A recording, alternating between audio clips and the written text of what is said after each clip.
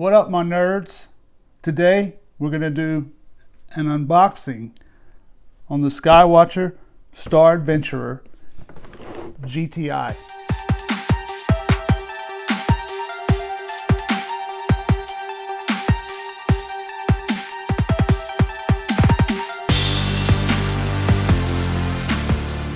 So, in all fairness, I got this mount about 3 weeks ago, and I've had a chance to use it. I'm going to give my impressions on the mount, its performance, why I wanted it, and so let's get to the unboxing. And I'm just going to open it up, and it's going to have some stuff in here.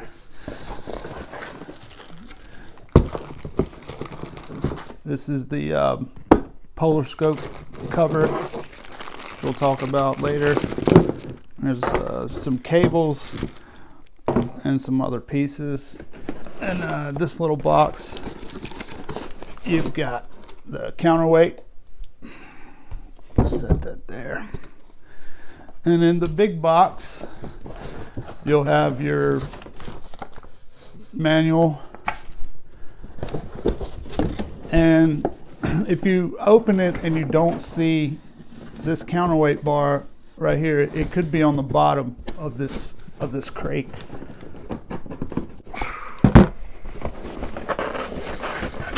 Get that out there. And here's the mount. So I'm gonna set this right here.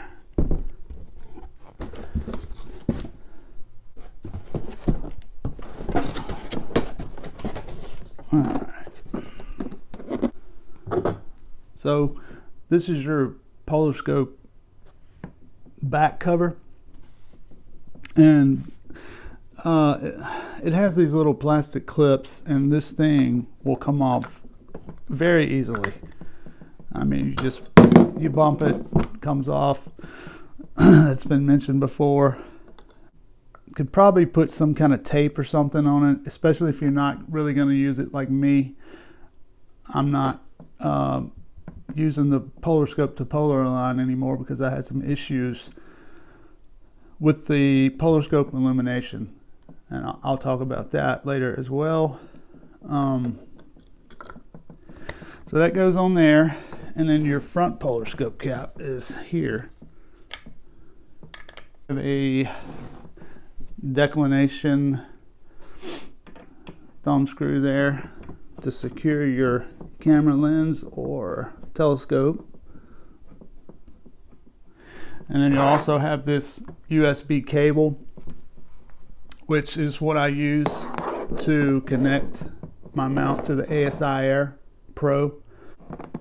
I've had issues with the Wi-Fi. I'm going to get to that as well. There's a lot to get to.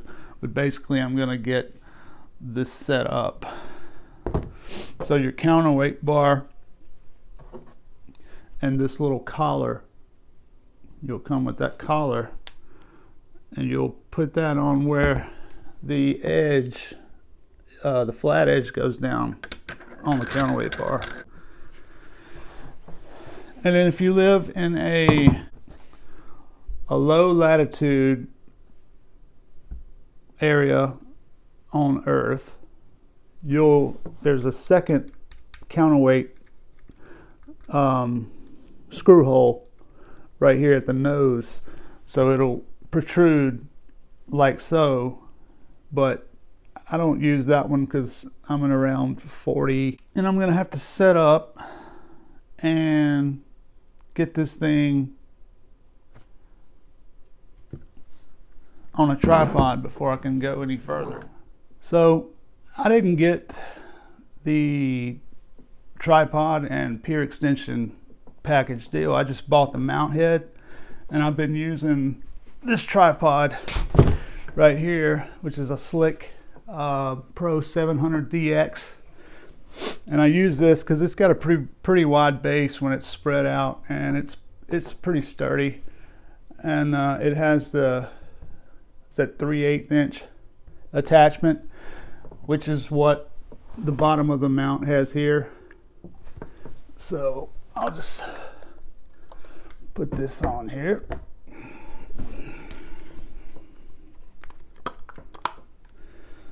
There goes that polar scope cover wanting to fly off.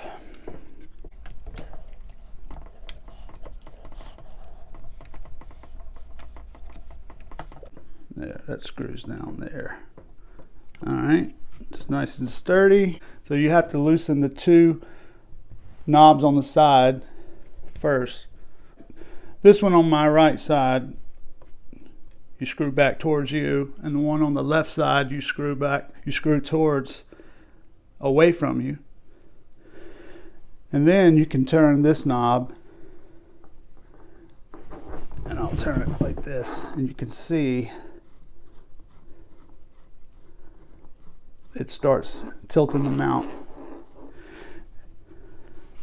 And you've also got a scale right there for latitude, and I know mine sits at around 45-ish when I was polar aligned last time, so that's what I'm gonna put that back to that. Let's see. I'll tell you, getting old sucks. My vision ain't what it used to be.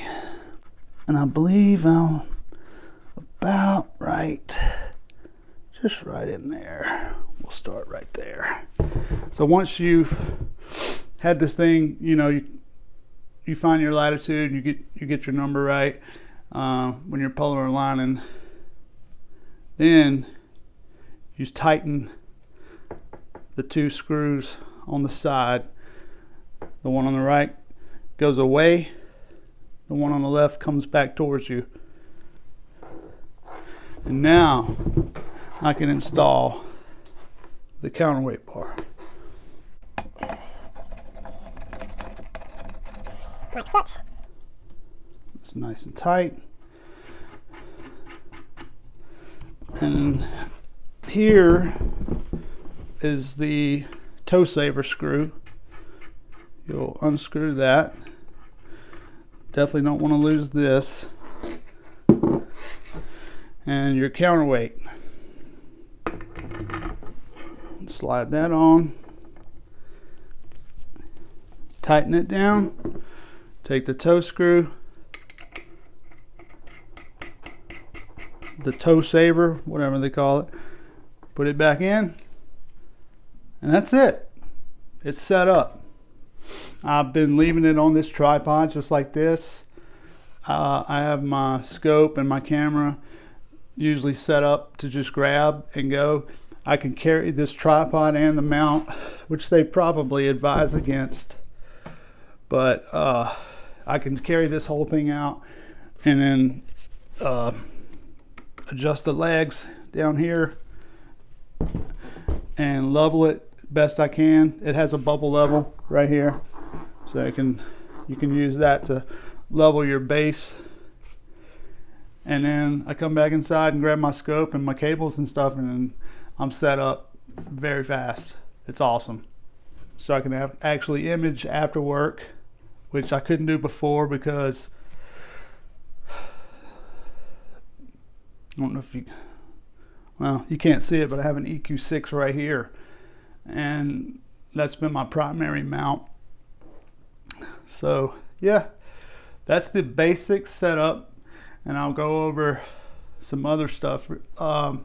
This is the declination collar here.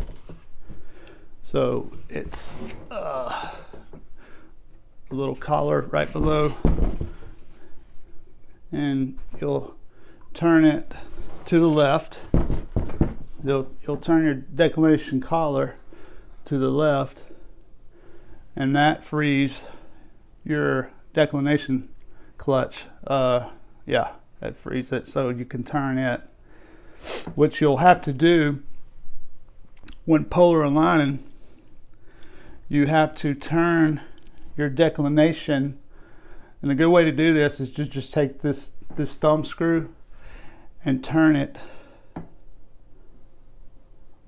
like it's facing straight down lined up with the polar scope.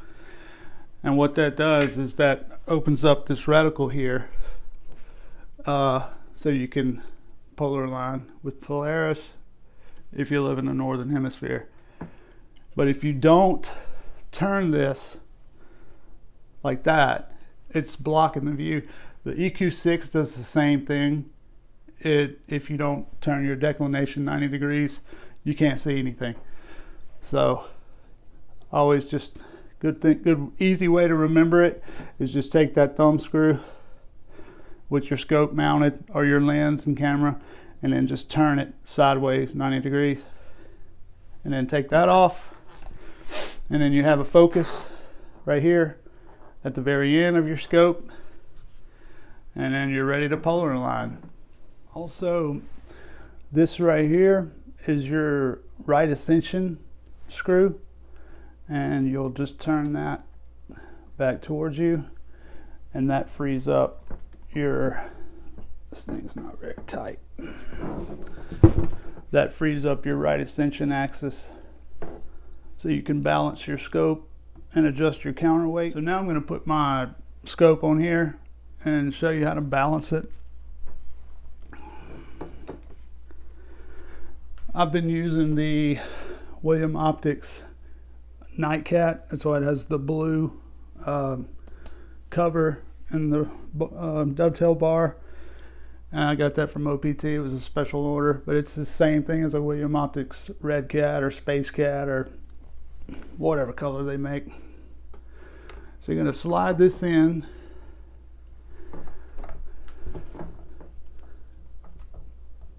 On the declination mount, and then you're going to tighten the screw down. Make sure that's nice and secure.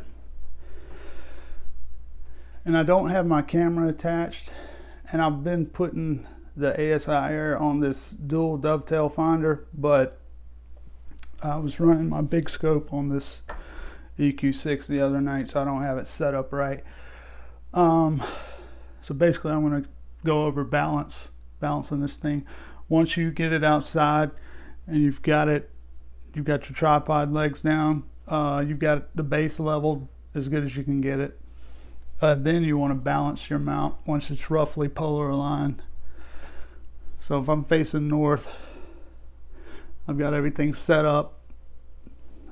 I'm going to loosen the right Ascension screw, and I'm going to loosen the declination clutch on to the left. Then I'm going to grab the scope and the bar, and it's very front heavy, so I don't have my camera on here, so unscrew that and slide it back a little bit.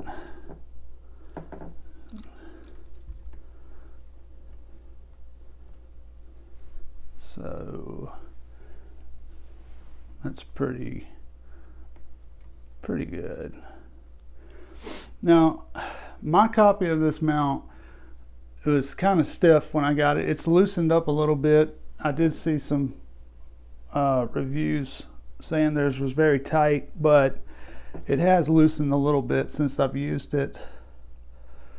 But yeah, you basically just get everything balanced, which that's still back heavy. I'll slide that back just a little bit. No, too back heavy. I need to go forward. How about that right there? Yes, that's it. And so now, once you get everything balanced, you've checked it on both sides, you'll want to return it to your home position, tighten everything down. So you want to get that counterweight bar shaft in your optical train lined up as close to Polaris as you can get it. And then once you've got that, your declination's right, you can tighten the declination clutch back down, and then tighten the right Ascension screw back down. And that's setting up your scope. So I'm going to talk about how I power this thing. Come here, Mr. Bigglesworth. Yes. Say hello to our friends. Hello, friends. Here. So I use a Rock Piles battery, and I run my camera, the mount. I power the ASI Air with it, and basically I use a 5.5 millimeter by 2.1 millimeter cable, and I'll run that directly into the rock piles, and I power the mount with that. I connect the mount to the ASI Air to run it. I have used the SenScan Wi-Fi on the mount, and I have connected to the SenScan app, which is what I primarily use this mount with. When I first got it, I have the SenScan Wi-Fi dongle, and I connect it into the hand port on this mount, and I use the app to slew to my targets. But I'll talk about the issues I've had with this. I guess it's my only two cons about it.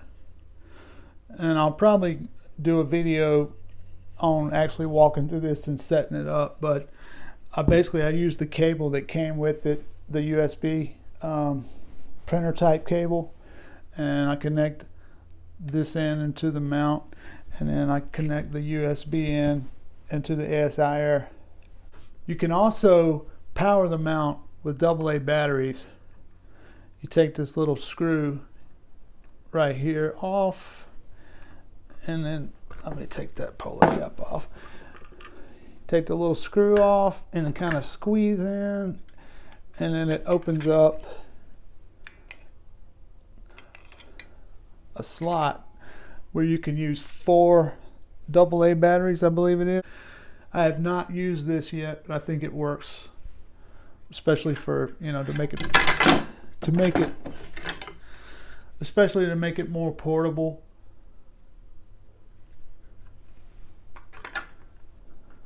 This is awful. As of using this mount probably 3 or 4 times since I've received it, I've only got really 2 major cons. And the first one is my polar scope illuminator. You have to use the SenScan app to control the brightness of your polar scope illuminator. And even on the lowest setting, the whole field of view is just red. It's hard to see stars. On my SkyWatcher Pro, it lights up the reticle, and that's it. You can see the stars easily. I don't know if I just have a bad copy, or I have seen this mentioned in the Facebook group. Other people have the issue. But I turn it on the lowest setting, and I can see Polaris, but it's hard to see.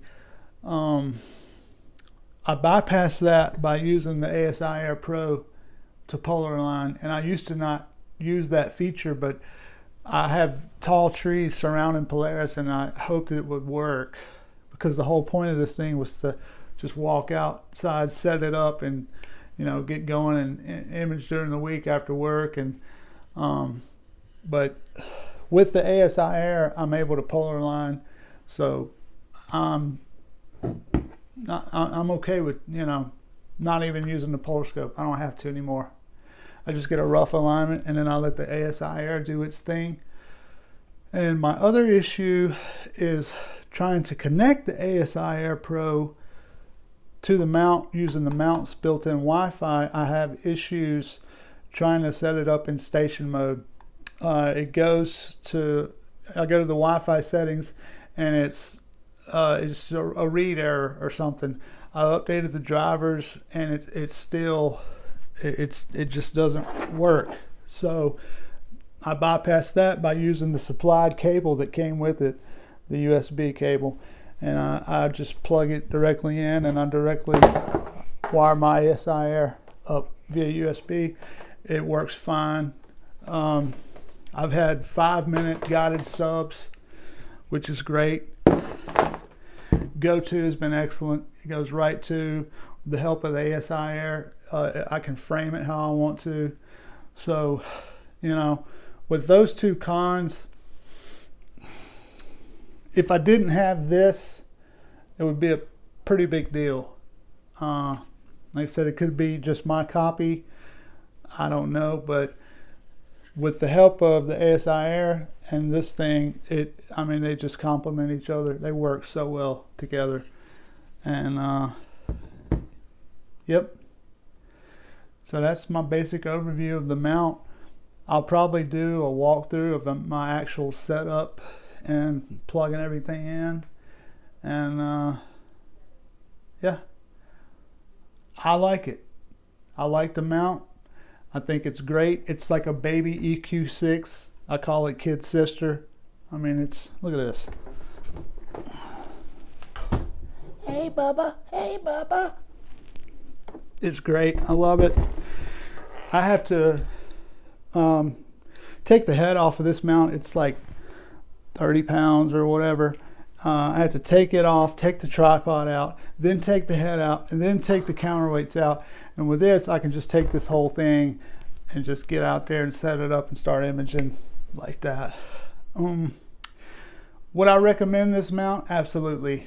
To a beginner, it's maybe a steep learning curve for a beginner, but the ability to have the GoTo function is worth the money. If you're just going to get a Star Adventure, just a basic tracking mount, or which I have a Ioptron SkyGuider Pro, it's great.